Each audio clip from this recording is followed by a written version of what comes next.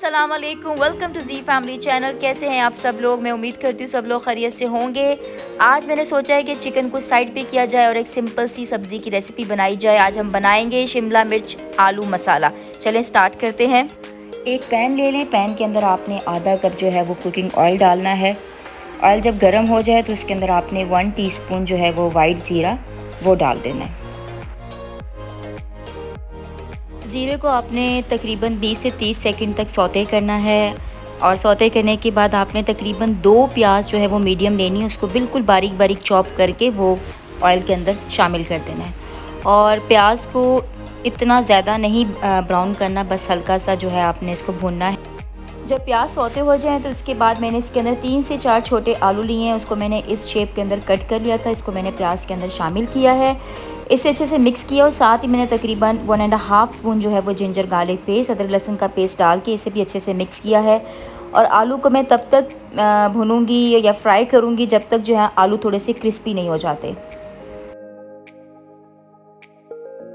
उसके बाद मैं तकरीबन 2 टमाटर जो हैं उसे भी मैंने बारीक बारीक चॉप करके मैंने आलू के अंदर शामिल कर दिया है और इसे अच्छे से मिक्स किया है। मिक्स करने के बाद इसे मैंने ढक कर तकरीबन 5 मिनट तक जो है टमाटर को मैंने नरम होने के लिए छोड़ दिया।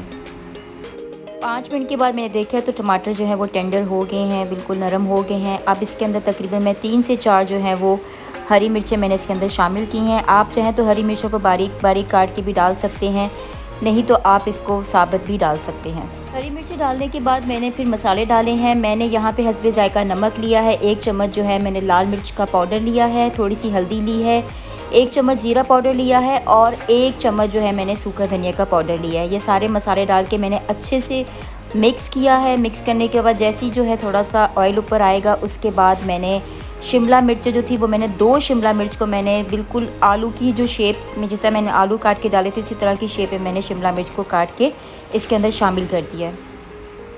इसे फिर अच्छे से मिक्स करेंगे। मिक्स करने के बाद इसे हम दम पे रख देंगे तकरीबन 7 से 8 मिनट के लिए ढक के। 8 मिनट के बाद जब मैंने चेक किया तो तकरीबन शिमला मिर्च आलू सब चीज़ें जो हैं वो अच्छे तरीके से पक चुकी हैं।